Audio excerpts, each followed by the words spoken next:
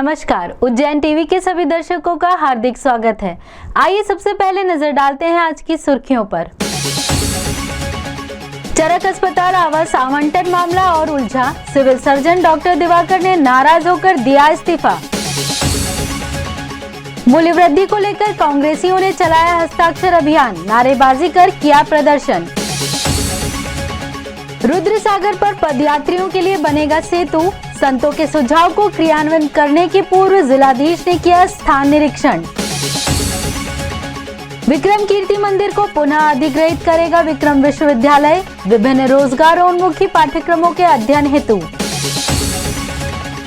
और दो विभिन्न मारपीट के मामलों में एक युवती और एक युवक हुए घायल, दोनों मामले पुरानी रंजिश के। अब समाचार विस्तार से। चरक अस्पताल में आवास आवंटन की पात्रता होने के बावजूद भी आवास आवंटित नहीं होने के विरोध में डॉक्टर दिवाकर ने सौंपा इस्तीफा। अस्पताल प्रबंधन ने साधी चुप्पी। चरक अस्पताल परिसर में नवनिर्मित आवासीय भवन आवंटन में अनियमितता की चिंगारी उस वक्त शोलों में तब्दील हो गई जब सर्जन डॉक्टर दिवाकर ने इस्तीफा दे दिया। डॉक्टर दिवाकर फिलहाल कैंसर यूनिट परिसर में निवास करते हैं। डॉक्टर दिवाकर ने अपने इस्तीफे को लेकर कहा कि मेरी वरिष्ठता को नजरअंदाज कर मुझसे कनिष्ठ डॉक्टरों को आवास आवंटित कर दिए गए। यह मेरी पात्रता का उल्लंघन है। मैंने अपने आवास आवेदन में उल्लेख किया था कि मेरी अक्सर इमरजेंसी ड्यूटी लगती है तथा मेरी पत्नी प्रेग्नेंट है। लगभग मुझे यहाँ पर 4 से 5 वर्ष हो चुके हैं और मकान जो है जर्जर हालत में है। कभी भी कोई भी दुर्घटना व्यतीत हो सकती है मेरे परिवार के साथ, क्योंकि मेरा बच्चा छोटा है और अभी पत्नी गर्भवती है 8 महीने से। और पिछले लगभग 2 महीने पहले यहाँ पे सांप का बच्चा भी निकला था और मेरे घर में घुटनों तक पानी भर जाता है और कहीं भी कुछ भी समस्या आ सकती है। इस कारण कलेक्टर साहब से निवेदन है मेरा, क्योंकि मुझे जो ये मकान शिफ्ट करके मुझे दूसरे मकान में अलॉट कर दिया है, जो कि चरक अस्पताल में मौजूद है, F टाइप क्वार्टर है।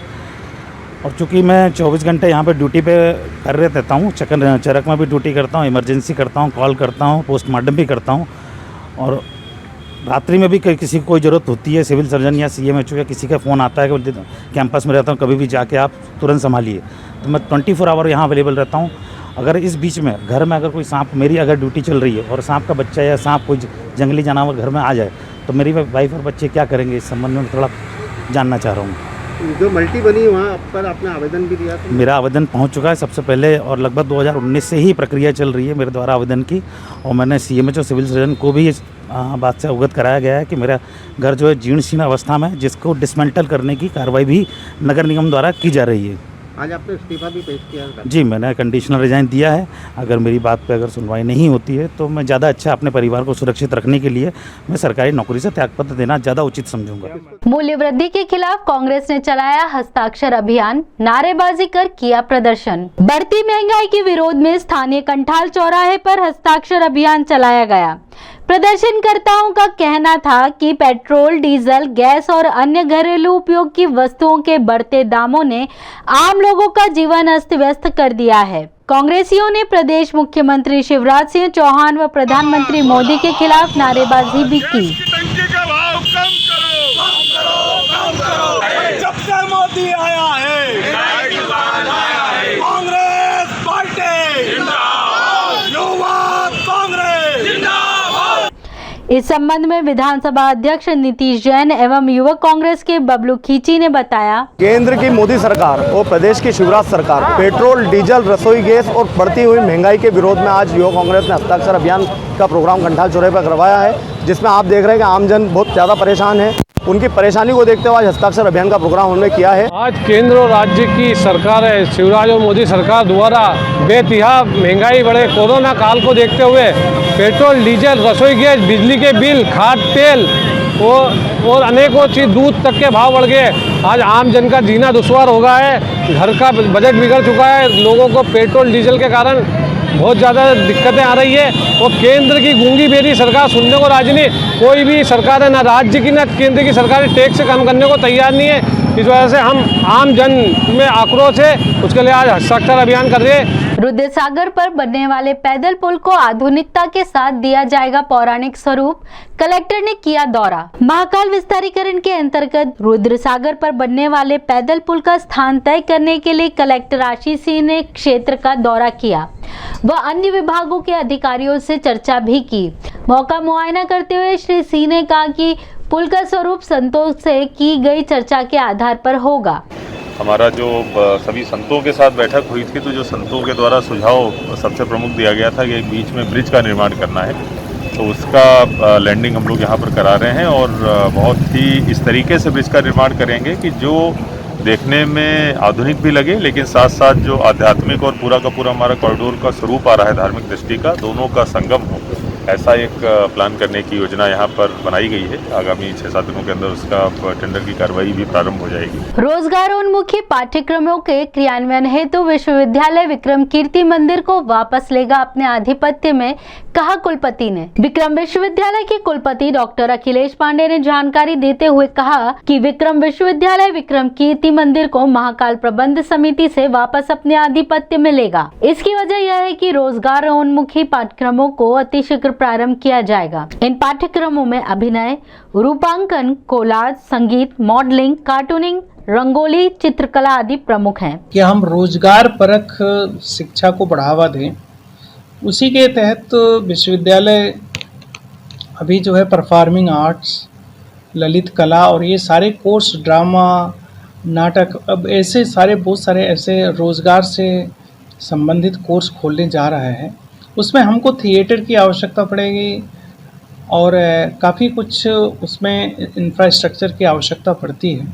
इसको लेकर के माननीय मंत्री जी से चर्चा हुई, तो माननीय मंत्री जी का जो है निर्देश है राज्य शासन को कि महाकाल जो अभी उसका जो कीर्ति मंदिर है वो महाकाल के उसमें है अंडर में, लेकिन विश्वविद्यालय को यदि वो निवेदन किया है, विश्वविद्यालय ने प्राप्त होता है, तो हमारा परफॉर्मिंग आर्ट्स और थिएटर वगैरह बनाने की हमको उसकी आवश्यकता नहीं होगी और हमारे तत्काल वो कोर्स शुरू हो जाएंगे। मारपीट की 2 अलग-अलग घटनाओं में एक युवती और एक युवक घायल, अस्पताल में भर्ती। मारपीट की 2 अलग-अलग घटनाओं में एक युवक और एक युवती घायल होकर अस्पताल में भर्ती हैं। पहली घटना माधवनगर थाना अंतर्गत आने वाली रेलवे कॉलोनी की है, जिसमें पुरानी रंजिश को लेकर रेलवे कर्मचारी ललित मंडोरा पर हेमंत बोरासी ने हमला किया। घायल मंडोरा को उसकी पत्नी अस्पताल ले गई, जहां उसका उपचार चल रहा है। मैं रेलवे कॉलोनी माधवनगर में रहता हूँ।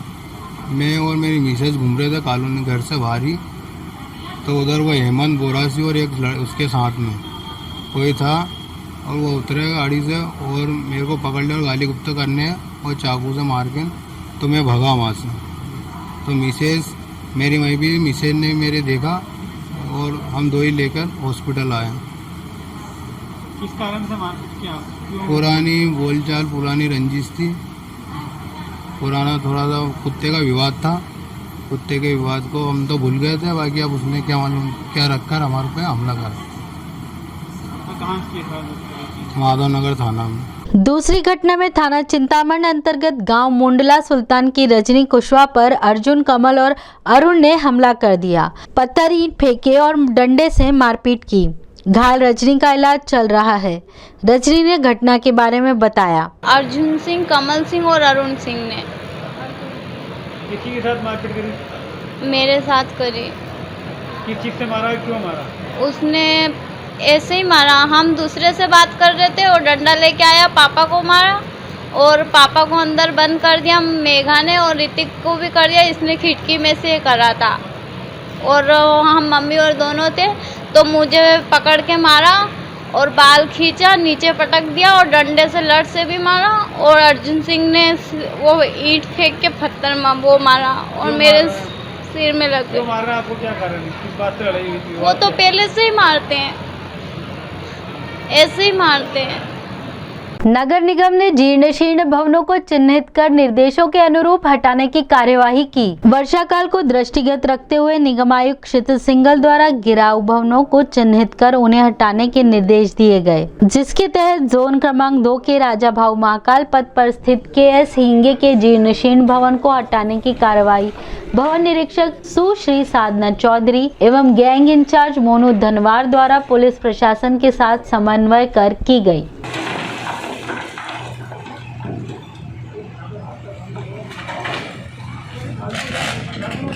दो वार्ड 22 में आज ये गिरोह भवन की कार्रवाई की गई है, जो महाकाल सवारी मार्ग पर प्रमुख महाकाल सवारी मार्ग पर है। ये तो बहुत जर्जर पुराना मकान था। इसको मकान मालिक को सूचना भी दी गई कि ये अपने स्वयं द्वारा हटा लिया जाए, अन्यथा नियम द्वारा हटा दिया जाएगा। उसके बाद भी नहीं हटाया तो माननीय आयुक्त महोदय के ऐसे दिशा निर्देश दिए गए कि तुरंत जाके और अभी हटाया जाए। शेयर बाजार में निवेश के नाम पर युवक ने की लाखों की ठगी, युवक की तलाश जारी। शेयर बाजार में 25% कमाई महज 4 दिन में होने का झांसा देकर अभिषेक, मेहुल, मोहित, सानिध्य, दिव्यांश और आदर्श को झांसे में लेकर करीब 15 लाख रुपए ले लिए। 1.5 साल बाद भी काफी कोशिशों के बाद जब दिए गए पैसे वापस नहीं मिले तो ठगाए युवकों ने नीलगंगा थाने में शिकायत की। मामले की जांच कर रहे SI जितेंद्र सिंह सोलंकी ने मामले की जानकारी देते हुए बताया। ये एक 420 का अपराध पंजीबद्ध हुआ है थाना नीलगंगा में। एक आवेदन आया था हमारे पास पे, जिस पर हमने जांच की। श्रीमान थाना प्रभारी महोदय के आदेश से जांच हुई है, जिसमें बयान वगैरह लिए हमने। उसमें कथनों के आधार पे और उसका स्टेटमेंट वगैरह हमको अवेलेबल हुआ, जिस आधार पर हमको पता चला कि 1.5 साल से एक तरुण अहिरवार नाम का एक लड़का था जो नीलगंगा चौराहे पे रहता था। वो आस पड़ोस में उसके जो साथी लोग थे, मोहित, मेशुल, अभिषेक, इन लोगों के साथ में उसने अलग अलग समय में अलग अलग दिनांकों में पैसा ट्रांजेक्शन करके धोखाधड़ी की है। कितने लोग हैं जो कितने के साथ में ठगी करेंगे? 6 लड़के हैं। कितनी लगभग राशि होगी? लगभग 15 लाख के आसपास। गांधीनगर मस्जिद में ताला लगाकर नमाजियों के साथ किए गए दुर्व्यवहार को लेकर पुलिस अधीक्षक को सौंपा ज्ञापन। गांधीनगर स्थित एक मस्जिद में पिछले 10 वर्षों से नमाज अता की जाती रही है, मगर इस मस्जिद पर अजीज बमबाज के लड़के ने ताला लगाने के साथ नमाजियों के साथ भी बदसलूकी की। इस आशय का एक ज्ञापन मकसूद अली द्वारा पुलिस अधीक्षक को सौंपा गया। गांधीनगर में एक मस्जिद है जो 10 साल से करीबन वहाँ पर नमाज़ें हो रही हैं, और उसके बाद उस नमाज को रोकने के लिए कुछ असामयिक तत्व उस पर कब्ज़ा कर रहे हैं, और कब्ज़ा करने के बाद उस पर वहाँ के बोर्ड तोड़ दिए, नमाजियों को गाली पकड़ रहे हैं, और वहाँ पर नमाज ताले लगा दिए, और वहाँ बकरी तक वहाँ बांध दी। उसी संबंध को लेकर आज समाज के लोगों ने ज्ञापन दिया। SP साहब ने संज्ञान लिया है और उस पर कार्रवाई होगी। कौन लोग हैं जिनने अवैध कब्जा किया? ये जो अजीज बमबाज साहब के जो थे, उनके इंतकाल के बाद उनके बेटे हैं जो लगातार अपराध करते रहते हैं शहर में, वो लोग हैं। आइए अब एक नजर डालते हैं वेधशाला से प्राप्त मौसम के आंकड़ों पर।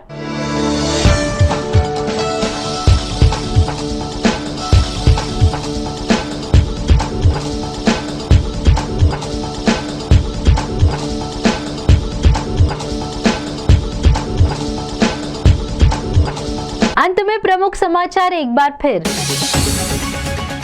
चरक अस्पताल आवास आवंटन मामला और उलझा, सिविल सर्जन डॉक्टर दिवाकर ने नाराज होकर दिया इस्तीफा। मूल्य वृद्धि को लेकर कांग्रेसियों ने चलाया हस्ताक्षर अभियान, नारेबाजी कर किया प्रदर्शन।